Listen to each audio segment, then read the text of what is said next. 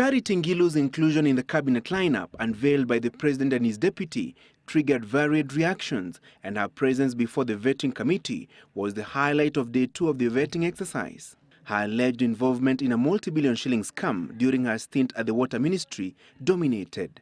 Everything that was being done were people who were fighting back, either politics or they were just fighting back because there are certain things that I would not allow to go on in the Ministry of Water. And though she was cleared by the Ethics and Anti-Corruption Commission, as well as the then Parliamentary Committee on Lands, Water and Natural Resources, the Appointments Committee took her to task for allegedly favoring her Ukambani region in the allocation of the ministry's projects. And one in particular, Mr. Chairman, through you, was one person who just decided that the National Water, they were going to be paid a whooping 430 million shillings. And they brought me a letter to the office and said I must be paid.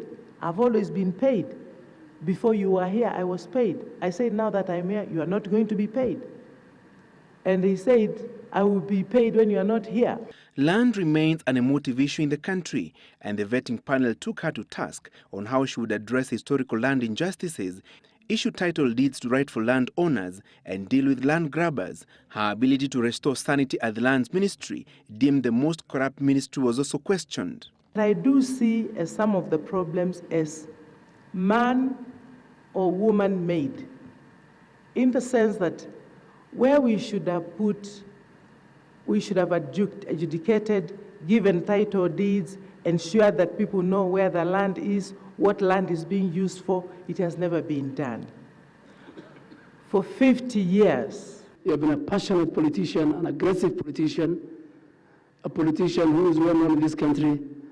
Are you ready to share that political life and career in the next 5 years if you are appointed? Cabinet Secretary who is going to be in charge of land, housing, urban development, is going to find herself or herself really in serious political positions, and certain political decisions have got to be made. If the question is, are you still going to be addressing rallies and attending to political rallies, I think that I'll keep for next time if I'll go into politics again.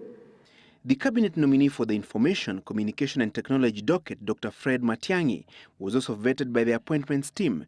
The committee took him on for allegedly acquiring a piece of land in a questionable deal. The complainant, Duncan Mogaka Muchira and Anthony Mwangi. My first question, did they own the land together with the Fidelity Bank? Could be, that is the first question. Did they own that land before you bought it? The four of us, not just me alone, four of us bought a property 6 years ago that was being auctioned by the bank. Someone borrowed money from the bank, did not pay. He had several properties, not just that one alone. The bank was exercising its statutory power of sale. The nominee outlined how through the use of technology, government operations would be effective to curb corruption, enhance efficiency and quality service delivery. The spread of the fiber optic network is actually the key to the ICT revolution, because we need to take fiber to every part of the country. Right now, as we speak, Mr. Chairman, about 3/4 of the country are already covered. We need to cover the rest. Engineer Micheal Kamau, who was nominated to take charge of the Transport and Infrastructure docket, also had his time before the vetting panel. Kamau, who has been at the Roads Ministry for 33 years, was at pains to exonerate himself over allegations of frustrating over 1,500 engineering students who have graduated from local universities recently by denying them accreditation. There was no regulation of public universities. The Commission for Higher Education's Act generally concentrated on regulating the private universities. And as such, the public universities mounted degree courses without seeking, and the Act, in fact, at Section 11, or Clause 11, stated that universities must furnish the board with information on the suitability of the degree programs that they were mounting. And this they did not. Wanton destruction of roads as a result of overloading by long-distance trailers also came up. What do you want to do about the inefficiency and all these challenges, the Port of Mombasa? I don't think we have realized the potential of the Kenya Ports Authority. We talk about it, but the full potential and the benefits to this country have not been realized. And that is something that I would be very keen to do. I'm one of the people who have suffered from the operations of the port. The cabinet nominee for the health docket, James Macharia, was also vetted by the Parliamentary Appointments Committee.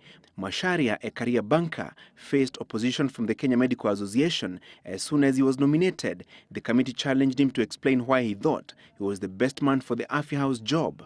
How are you going to make this towards a universal healthcare coverage to the Kenyans? It must be in the lines of the national insurance scheme.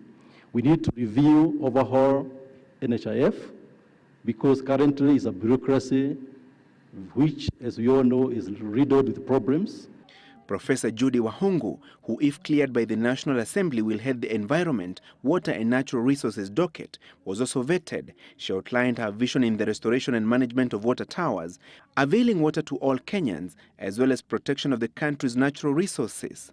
The vetting of cabinet nominees concludes tomorrow, and 6 nominees are expected to face the appointments panel. After that, the team will retreat on Sunday and Monday to prepare a report that it will submit to the House on Tuesday for members of the National Assembly to determine whether the 16 nominees fit the bill for appointment by the President or not. Francis Gashuri, Citizen Weekend, KICC, Nairobi.